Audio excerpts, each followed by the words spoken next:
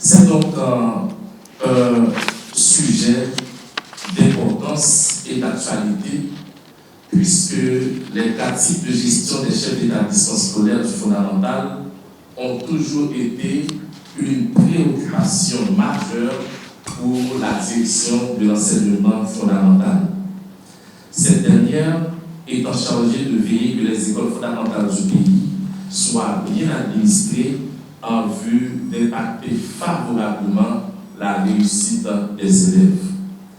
Dans cette perspective, le MNFP a élaboré en 1998 le guide pratique d'administration scolaire devant permettre aux directeurs d'école de mieux remplir leurs tâches. Depuis, je suis de très près l'évolution de ce document. Un suivi intéressé démarré à l'aube des années 2000, tandis que je coordonnais un réseau de 35 écoles communautaires dans la chaîne des chaos qui vivent malheureusement aujourd'hui le chaos à cause de la violence de civils armés de la commune de Petite-Rivière de l'Antibonite.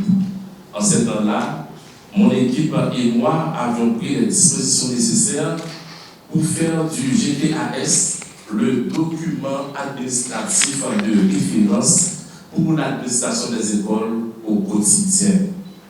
Pour cela, le document a été reproduit avec l'accord du NFP et distribué aux directeurs d'école. Comme pour tout document normatif de ce type, des sessions d'information à son utilisation ont été organisées et largement fréquentées par les administrateurs scolaires. Cet engouement de nos collègues éducateurs du terrain nous avait ainsi renseigné à la fois sur l'utilité et la pertinence du GPAS pour les écoles situées en milieu rural isolé notamment. Mais qui aurait cru que vers la fin de la première décennie 2000, ce document allait être rare pour entamer ainsi son déclin. Mais début à la Fédération des écoles protestantes d'Haïti, faite en ces temps-là, à travers des visites dans des écoles non publiques et publiques du pays, m'avait donné l'impression d'un certain relâchement dans l'application de cet outil de gestion scolaire. Parmi les causes de cette situation, l'important turnover des administrateurs scolaires, à la suite duquel certains responsables d'établissement ont laissé l'école sans laisser le document.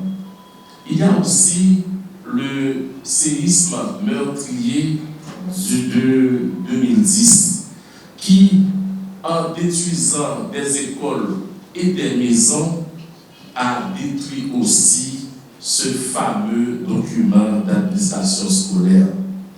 En juin 2024, une consultation formative ayant rassemblé des directeurs d'école tant à Port-au-Prince qu'en province dans le cadre du projet Avenue a non seulement confirmé des considérations déjà faites, mais également ouvert nos yeux sur les diverses potentialités de cette Bible de l'administration scolaire.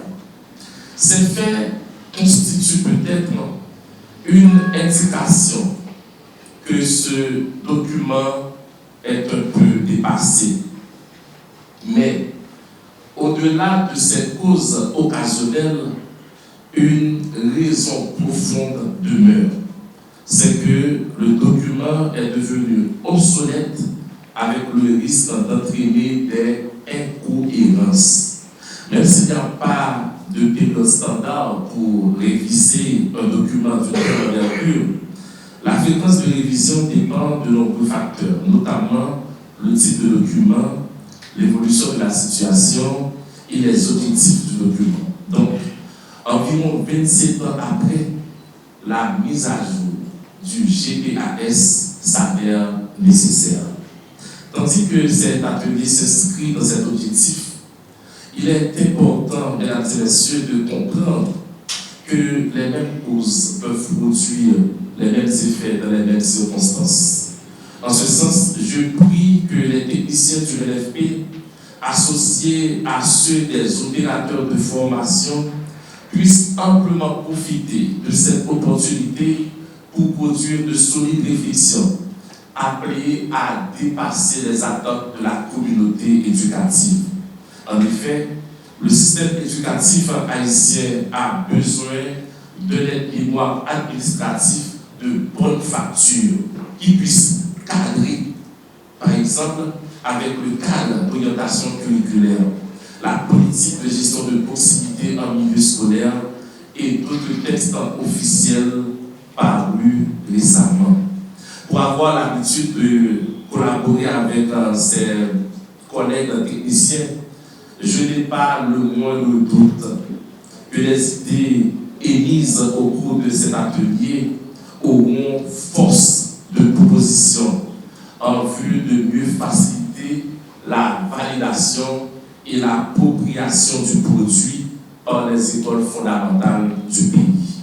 C'est réjouissant que le LFP donne le ton en mettant disponibles les outils ou encore les ressources nécessaires pour assurer non seulement le bon fonctionnement de toutes les écoles de la République, mais également la bonne gouvernance du système éducatif depuis sa base.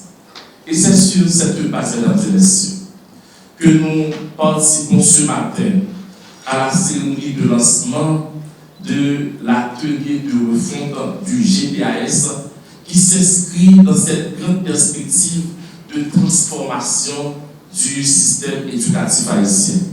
En tant que partenaire du LFP, les opérateurs de formation, à savoir la CEEC, la FONEP et la FEF, encadrés par Expertise France et l'Agence française de développement AFD, éprouvent une disposition naturelle et patriotique d'accompagner le ministère dans ce chantier à la fois technique et stratégique à travers le projet Avenir.